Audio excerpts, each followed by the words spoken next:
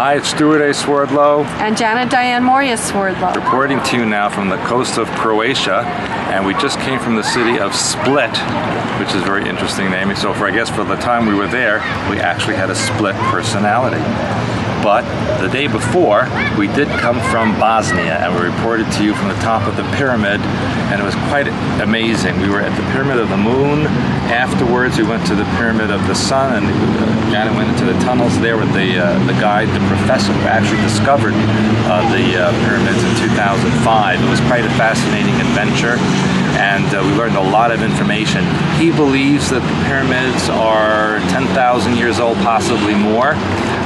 He also believes that it's possible that those who built it were not surface dwellers and maybe lived underground. But some reason happened, something happened that caused them to bury the pyramids so that they were no longer visible, and it created the mountain over them. And what did you see in the tunnels when you were there? The tunnels are absolutely astounding, because what they did was they found an entrance they were guided to by the local people that in the beginning was looked at as a kind of a cave. But as they got into it and they start digging out, they began to realize it was actually a fill, like a gravel material was in there. So they started taking that out, and beyond that they found an actual wall. So they took the wall down, and then they found more of the fill dirt behind that. So they knew that it had been put there by somebody to stop somebody from going into the tunnel. So it was absolutely amazing. They also found artifacts in there, including megalithic type of ceramic stones that were hollow. There is one in there that weighs 8 tons. It's hollow. They have used certain specific equipment to discover that inside, about this big around, there's an oval silica shape. And the silica is known to be used as a transmitter, a communication device. It is in all our computers, but this is an ancient device, I guess is the best word I can say. And these devices are all through the tunnels. This is the largest one they have found so far. They leave them where they find them because they're too big to move, or they also feel it has a specific purpose in that specific spot where it is found. They also have a sort of, they call it rune writing, and to us it looks more like, of course, hyperspace glyphs of some type that are on the surface of these ceramic devices. But it's astounding. The energy in there is amazing. There's a perfect balance of ions in there, which is known to have curative properties. They have found lakes that are absolutely pure and clean. They continue to dig, and one tunnel leads to another tunnel, which leads to another tunnel. They are in the process of making their way to the Pyramid of the Sun. So they believe that this is an underground system. So far, they have only dug horizontally. They have not gone up, and they have not gone down. But this is where their research is now, and when we were there were people in there measuring the electromagnetic fields as well as ultrasound in there. So the research continues moment by moment. It's very up to date, astounding, incredible what these people are doing underneath the earth, and it has existed for eons of time, and that's what they are working on discovering, is how long, who built them, and why. And of course the official Egyptologists are against all of this and claim that it's bogus, it's a hoax, and that it's all made up. But we were there and we saw what was there, and it is not fake, it's real. There is a gigantic step pyramid there, several gigantic step pyramids there. They have also evidence electromagnetically of the energy moving up from the center of the pyramid all the way up outside of the top of it, the top, and to the surrounding area. It's really quite amazing.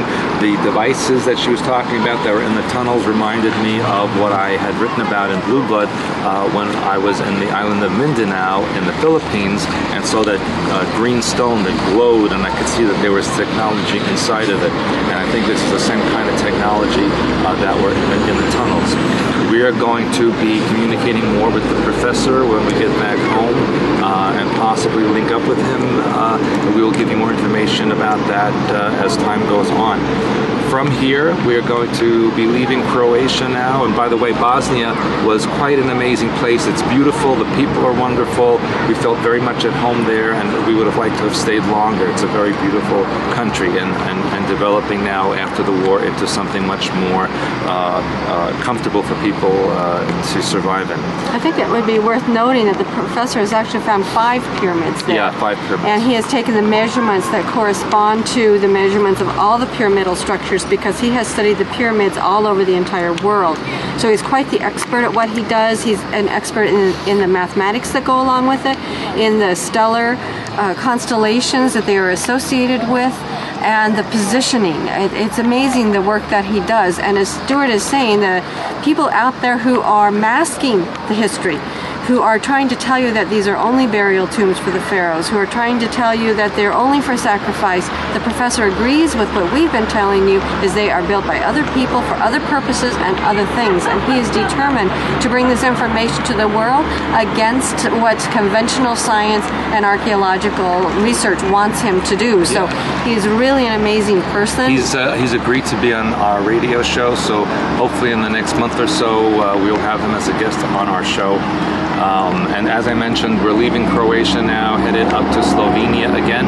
And in Slovenia, we will be going into another very interesting cave and reporting to you what we find there. So we have so much that's going on here. I still feel connected to Bosnia. It's a very interdimensional place. And here we're traveling, as you can see, on the Adriatic Sea along the coast of Croatia. The Adriatic Sea also has amazing energy that's coming up, and to me it feels like it's balancing and healing. And that's what we want you to do with it. What you already know from what we're teaching you is tap into our frequency via the Oversoul level. Tap into the healing frequencies and the balancing frequencies that are here, so that you can use them for your own purposes, your own knowledge, your own self-exploration, because ultimately this is what it's about. This life journey is about you exploring you, and we are simply tapping in for you so we can bring it to you in October at our conference. If you've not registered yet, we are going to be talking about interdimensional existences, and all of these things, all of our research, again, we will put together for you in a new and amazing way, which we only have a short time on these podcasts that we're bringing to you. So we want to put them together. It will take us probably 2 or 3 days to explain our findings, but absolutely incredible information that we are getting, we're sharing with you. So please, if you haven't registered in October, we are expecting that to fill. Do so right away. And also our August seminar on the survival mind. All of this is linked together in such a deep way that you really have to be there to get it. We can only tell you so much in this method.